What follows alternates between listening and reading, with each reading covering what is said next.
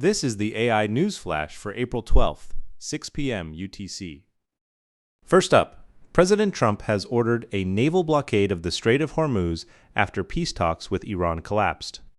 The U.S.-Iran negotiations in Islamabad, led by Vice President Vance, ended after more than 21 hours without a deal. The two sides could not agree on Iran's nuclear weapons program or control over the Strait of Hormuz.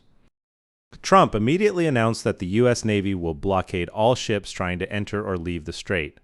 Roughly one-fifth of the world's oil supply flows through this waterway, and crude prices are expected to surge. With over 60% of AI data center power still dependent on fossil fuels, the energy cost spike threatens to directly impact AI infrastructure investment plans across the industry. Next, OpenAI has accused Elon Musk of orchestrating a legal ambush just weeks before their $100 billion-plus trial. Musk amended his lawsuit this week with sweeping new demands, including removing Sam Altman and Greg Brockman from their leadership roles, unwinding OpenAI's for-profit conversion, and placing the company under court financial oversight. He also said any damages should go back to OpenAI rather than to himself. OpenAI called these 11th-hour proposals legally improper and factually unsupported, arguing they would require entirely different evidence and witnesses than the case Musk had been pursuing until 3 days ago. Jury selection for the $134 billion trial is set to begin on April 27th in Oakland. In other news, prominent venture capitalist Mark Andreessen says AI job loss fears are, quote, all fake and predicts a massive hiring boom instead. Andreessen posted on X that AI-driven productivity gains will create a massive increase in demand, which will in turn drive a jobs boom.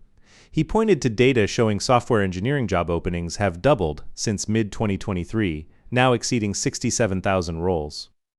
He also argued that most companies are 75% overstaffed, and AI is simply being used as a silver bullet excuse for layoffs that would have happened anyway.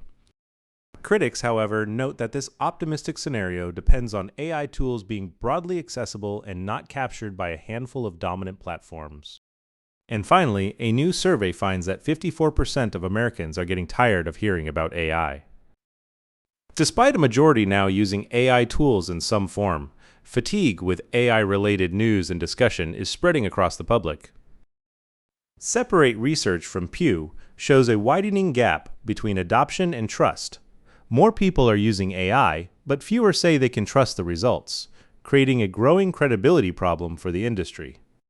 For AI companies, building public trust may prove just as critical as advancing the technology itself. That's all for this AI News Flash.